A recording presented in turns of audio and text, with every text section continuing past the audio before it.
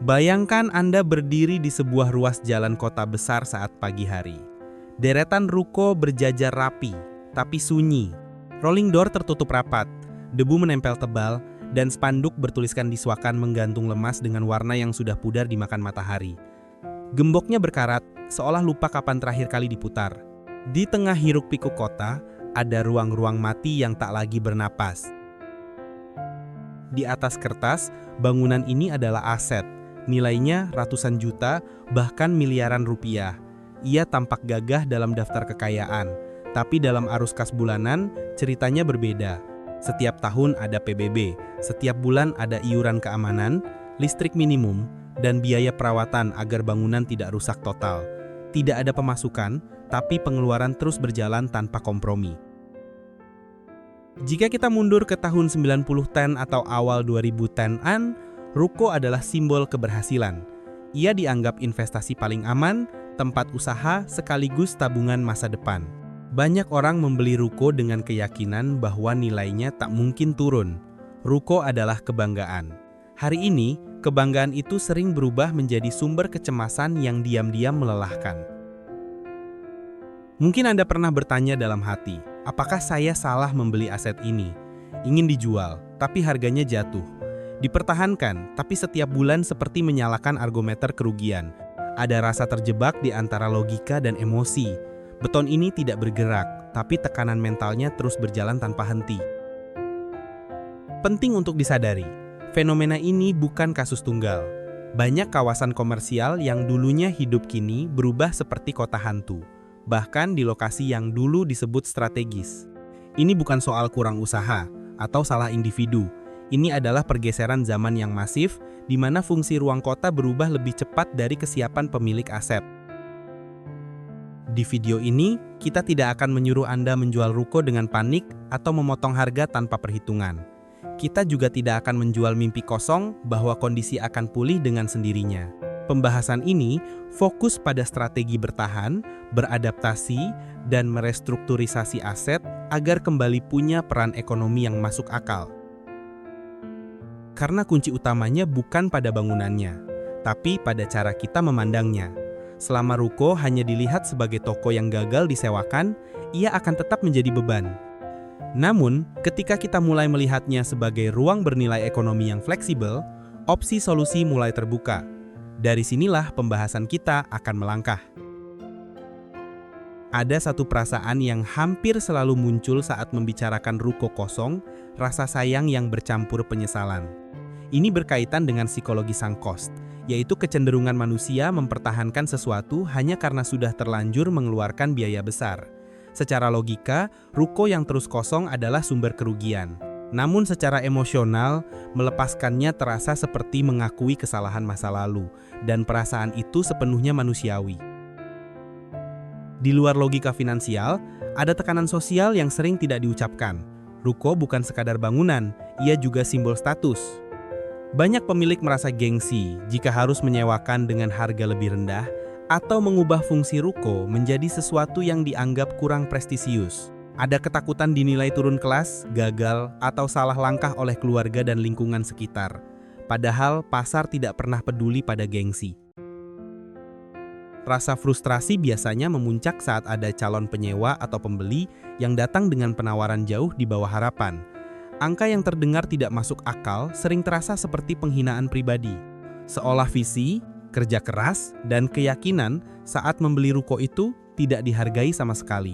Di titik ini, banyak pemilik memilih menutup pintu rapat, bukan karena tidak butuh uang, tapi karena hati yang terluka. Ada pula ketakutan lain yang lebih sunyi, yaitu rasa protektif berlebihan terhadap bangunan. Kekhawatiran ruko akan rusak, kotor, atau nilainya turun jika disewakan ke jenis usaha tertentu. Bengkel, dapur, atau gudang sering langsung dicoret dari opsi.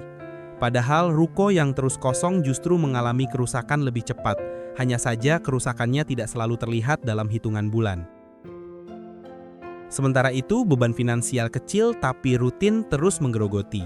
PBB yang naik perlahan, listrik minimum yang tetap harus dibayar, iuran keamanan, dan biaya tambal bocor agar bangunan tidak makin rusak. Tidak besar sekali, tapi konsisten. Kebocoran halus seperti ini sering menggerus dana darurat dan menciptakan stres yang sulit dijelaskan ke orang lain. Sebagian pemilik menggantungkan harapan pada agen properti, namun tidak jarang berakhir dengan kekecewaan. Agen datang membawa kabar pasar yang dingin, sedikit peminat, dan harga yang turun. Dari sudut pandang pemilik, usaha pemasaran terasa kurang agresif. Dari sudut pandang agen, pasarnya memang berat. Ketegangan ini membuat banyak orang merasa sendirian menghadapi asetnya sendiri. Di titik ini, penting untuk berhenti sejenak dan berdamai dengan kenyataan. Kondisi pasar properti bukan sesuatu yang bisa dikendalikan individu. Yang bisa dikendalikan adalah cara meresponsnya. Dengan menerima situasi tanpa menyalahkan diri sendiri, pikiran menjadi lebih terbuka untuk melihat opsi rasional. Dari ketenangan inilah keputusan yang lebih cerdas bisa lahir. Perubahan paling besar datang dari cara orang berbelanja. Kehadiran marketplace membuat fungsi ruko sebagai etalase fisik kehilangan relevansinya. Barang standar seperti pakaian, elektronik, dan kebutuhan rumah tangga kini bisa dilihat, dibandingkan, dan dibeli tanpa keluar rumah. Konsumen tidak lagi membutuhkan ruko untuk melihat produk, cukup layar ponsel dan jasa kurir. Fungsi dasar ruko perlahan terkikis. Pola kerja juga ikut berubah drastis. Kerja jarak jauh dan sistem hybrid membuat pergerakan manusia tidak lagi terpusat di area perkantoran. Ruko yang dulu hidup dari jam makan siang dan lalu lintas pekerja, kini kehilangan denyutnya. Aktivitas ekonomi bergeser ke area pemukiman, tempat orang benar-benar tinggal dan beraktivitas sehari-hari, bukan sekadar lewat. Ironisnya, jalan besar yang dulu dianggap emas justru menjadi masalah. Kemacetan, sulit parkir, dan akses yang merepotkan membuat orang enggan mampir. Konsumen modern lebih menghargai kemudahan daripada prestis alamat. Jalan kecil dengan parkir lega sering lebih ramai daripada ruko megah di jalan protokol. Nilai strategis lokasi mengalami redefinisi total. Desain ruko vertikal juga menyimpan persoalan klasik. Bangunan 2 hingga 4 lantai sering tidak sejalan dengan perilaku konsumen lokal. Lantai atas jarang tersentuh karena orang enggan naik tangga. Akibatnya, pemilik menyewakan beberapa lantai, tapi yang benar-benar menghasilkan hanya lantai dasar. Secara ekonomi, ini membuat potensi bangunan tidak pernah optimal. Masalah ini diperparah oleh kelebihan pasokan. Di dekade 2010-an, pembangunan ruko terjadi besar-besaran dengan asumsi permintaan akan terus tumbuh. Kenyataannya, jumlah pedagang fisik tidak berkembang secepat jumlah bangunan. Terjadi kompetisi brutal antar pemilik ruko kosong, menekan harga sewa dan memperpanjang masa tidak terpakai. Di sisi lain, pola konsumsi generasi muda juga berubah. Uang lebih sering dibelanjakan untuk pengalaman, nongkrong, komunitas, dan aktivitas sosial. Toko yang hanya menjual barang tanpa suasana kalah bersaing dengan tempat yang menawarkan rasa nyaman dan cerita. Ruko tanpa pengalaman visual dan emosional semakin kehilangan daya tarik. Jika semua faktor ini digabungkan, satu kesimpulan menjadi jelas. Model ruko konvensional tidak akan kembali seperti dulu. Menunggu pasar pulih tanpa mengubah pendekatan hanya akan memperpanjang kerugian. Realita ini bukan untuk ditakuti, tapi untuk diterima. Karena dari penerimaan inilah kebutuhan untuk redefinisi total mulai terlihat. Salah satu pola pikir yang paling sering menjebak pemilik ruko adalah menunggu penyewa yang dianggap sempurna. Banyak yang hanya membuka pintu untuk bank, minimarket besar, atau brand nasional. Masalahnya, lembaga keuangan justru menutup cabang, dan waralaba besar memiliki kriteria lokasi yang sangat ketat. Menunggu mereka sama artinya menggantungkan nasib pada sesuatu yang belum tentu datang. Kesalahan berikutnya ada pada cara menentukan harga sewa. Tidak sedikit pemilik menetapkan angka berdasarkan harga beli atau beban cicilan masa lalu. Logika ini tidak relevan bagi penyewa. Mereka hanya menghitung potensi omzet dan biaya operasional. Jika angka sewa tidak masuk dalam kapasitas bisnis mereka, ruko akan tetap kosong berapapun harga belinya dahulu. Ada juga keengganan untuk melakukan renovasi ringan. Ruko yang gelap, kusam, dan berbau lembab sering dibiarkan dengan alasan hemat biaya. Padahal bisnis modern sangat bergantung pada kesan visual dan kenyamanan ruang. Prinsip menahan pengeluaran justru sering berbalik menjadi kerugian karena ruko terlihat tidak layak huni secara komersial. Pola sewa gelondongan juga menjadi penghambat serius. Menyewakan satu gedung penuh dengan kontrak panjang dan pembayaran besar di muka tidak lagi sejalan dengan realitas usaha kecil dan menengah. Banyak pelaku usaha ingin mencoba, tumbuh bertahap, dan mengelola risiko. Ketika fleksibilitas tidak diberikan, peluang kerjasama otomatis tertutup. Kesalahan lain yang sering diremehkan adalah pemasaran. Mengandalkan spanduk di depan ruko saja tidak cukup. Penyewa potensial mencari lokasi lewat internet, media sosial, dan foto yang layak. Ruko yang tidak hadir secara digital seolah tidak pernah ada, meskipun berdiri di lokasi yang cukup baik. Di balik semua itu, ada mentalitas ingin sepenuhnya pasif. Banyak pemilik berharap ruko bekerja sendiri tanpa perlu dipikirkan lagi. Padahal kondisi saat ini menuntut keterlibatan lebih aktif, baik dalam konsep, penawaran, maupun pengelolaan. Aset properti tidak lagi bisa dibiarkan berjalan otomatis seperti di masa lalu. Kesalahan terakhir adalah terlalu fokus pada ilusi kenaikan harga. Ruko kosong sering diharapkan naik nilainya seiring waktu. Kenyataannya, bangunan yang tidak terpakai mengalami penurunan kualitas fisik dan daya tarik pasar. Tanpa arus kas, capital gain hanyalah angka di kepala, bukan realitas yang bisa diandalkan. Sudut pandang pertama yang perlu dibuka adalah melihat ruko sebagai ruang yang bisa dipecah, bukan disewakan utuh. Dengan partisi sederhana, satu ruko bisa menampung beberapa penyewa kecil. Lantai dasar dibagi untuk usaha grab and go seperti kopi atau roti, sementara lantai atas dimanfaatkan untuk kantor kecil atau studio. 3 penyewa skala kecil seringkali menghasilkan total sewa yang lebih stabil dibanding menunggu satu penyewa besar. Alternatif lain yang semakin relevan adalah menjadikan ruko sebagai gudang transit atau dark store. Banyak pelaku toko online membutuhkan titik penyimpanan dekat konsumen untuk pengiriman cepat. Untuk fungsi ini, ruko tidak harus estetik. Yang penting aman, mudah diakses kurir, dan berada di area padat. Fungsi ini sering diabaikan, padahal permintaannya terus tumbuh secara senyap. Untuk ruko bertingkat, opsi hunian sewa patut dipertimbangkan. Lantai atas bisa diubah menjadi kamar kos atau co-living karyawan, sementara lantai bawah tetap fleksibel untuk fungsi lain. Di area yang sudah tidak ramai perdagangan tapi dekat perkantoran, konsep ini sering jauh lebih masuk akal dibanding memaksakan ruko sebagai toko. Arus kas dari hunian cenderung lebih stabil. Lantai yang sepi dan jarang terjamah juga cocok untuk bisnis berbasis komunitas. Studio foto, ruang podcast, kelas yoga, atau ruang pelatihan kecil tidak membutuhkan lalu lintas tinggi. Mereka justru mencari privasi dan ketenangan. Menyewakan per jam atau per sesi, membuka pola pendapatan baru yang sebelumnya tidak terpikirkan oleh pemilik ruko konvensional. Konsep dapur bersama atau cloud kitchen juga layak masuk pertimbangan. Brand makanan delivery tidak membutuhkan ruang makan, hanya dapur yang efisien. Memang ada investasi awal untuk air, gas, dan listrik, namun potensi sewanya tinggi di kawasan padat penduduk. Banyak ruko kosong sebenarnya sangat ideal untuk fungsi ini, hanya saja jarang dilihat dari kacamata tersebut. Bagi pemilik yang berani mengambil risiko terukur, skema bagi hasil bisa menjadi jalan tengah.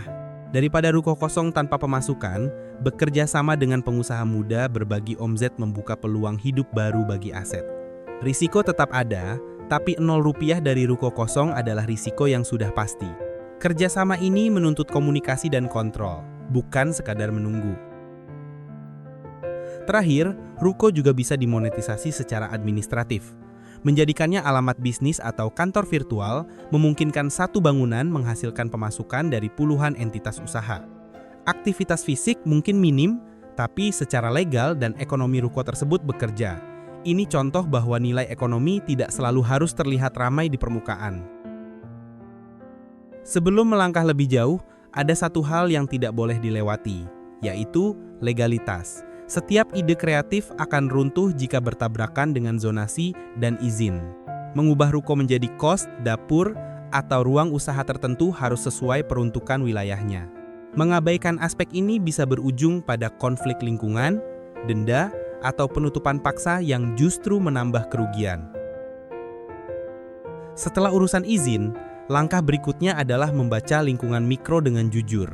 Perhatikan apa yang ada di kiri dan kanan ruko. Jika dikelilingi perumahan, kebutuhan sehari-hari seperti laundry atau ruang les lebih masuk akal. Jika dekat kampus, fungsi cetak, kos, atau ruang belajar lebih relevan. Lingkungan sekitar adalah petunjuk paling jujur tentang fungsi yang realistis. Masuk ke hitung-hitungan, renovasi harus dilihat sebagai investasi, bukan emosi. Setiap rupiah yang dikeluarkan harus punya tujuan arus kas. Jika renovasi besar hanya menaikkan sewa sedikit, itu sinyal bahaya. Sebaliknya, renovasi sederhana yang membuka potensi pendapatan baru sering lebih rasional. Fokuslah pada payback period, bukan pada rasa ingin memiliki bangunan yang terlihat sempurna. Selain uang, ukur juga energi dan waktu pribadi. Ada solusi yang menuntut keterlibatan aktif, seperti mengelola kos atau studio. Ada pula yang lebih pasif seperti gudang atau alamat bisnis. Tidak semua orang cocok menjadi operator harian. Memilih model yang tidak sesuai kapasitas diri sering berujung pada kelelahan dan keputusan impulsif di tengah jalan. Dalam kondisi tertentu, menjual dengan harga lebih rendah bisa menjadi keputusan sehat. Jika lokasi benar-benar mati dan tidak ada dana atau energi untuk mengubah fungsi, memindahkan modal ke instrumen lain adalah langkah rasional. Ini bukan kekalahan, tapi realokasi aset. Uang yang bekerja di tempat lain lebih bernilai daripada bangunan yang terus menggerogoti arus kas. Sebelum renovasi besar, penting untuk menguji pasar. Mengumumkan rencana konsep lewat media sosial atau spanduk bisa memberi sinyal awal minat. Jika tidak ada respon sama sekali, itu adalah informasi berharga. Menguji ide lebih murah daripada memperbaiki kesalahan setelah uang terlanjur keluar. Pasar selalu memberi jawaban jika kita mau mendengarkan. Terakhir, kelola ekspektasi dengan tenang. Perubahan fungsi tidak selalu langsung menghasilkan arus kas stabil. Ada masa transisi yang menuntut kesabaran. Menyadari bahwa hasil bertahap adalah bagian dari proses akan membantu pemilik tetap waras dalam mengambil keputusan. Aset yang sehat lahir dari perhitungan, bukan dari harapan instan.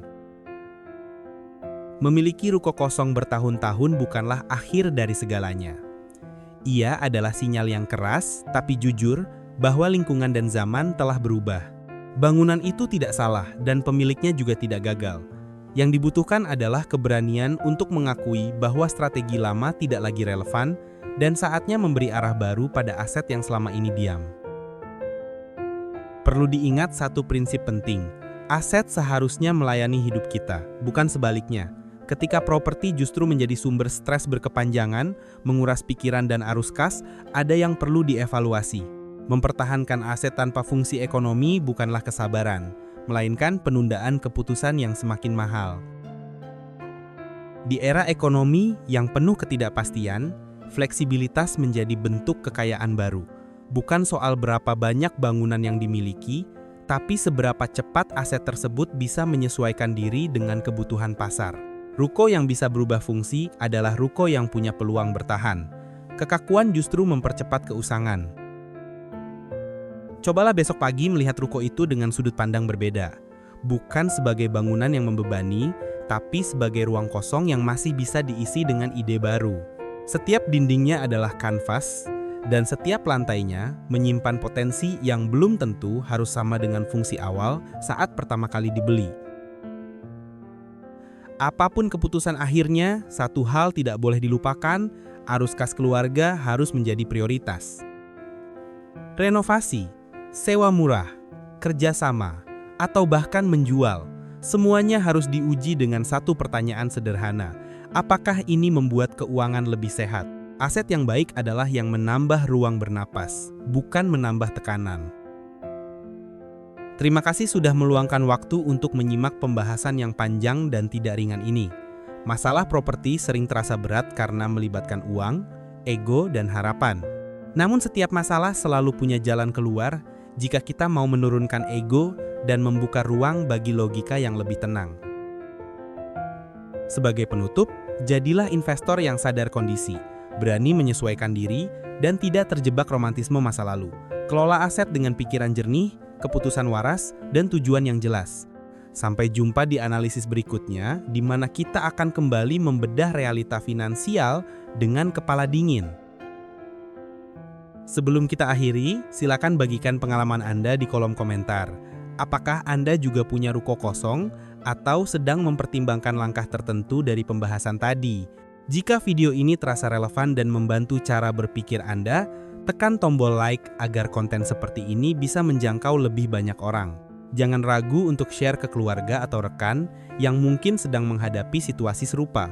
Dan pastikan Anda subscribe channel Finansialpedia serta aktifkan lonceng notifikasi supaya tidak ketinggalan analisis finansial berikutnya. Terima kasih sudah menonton sampai akhir.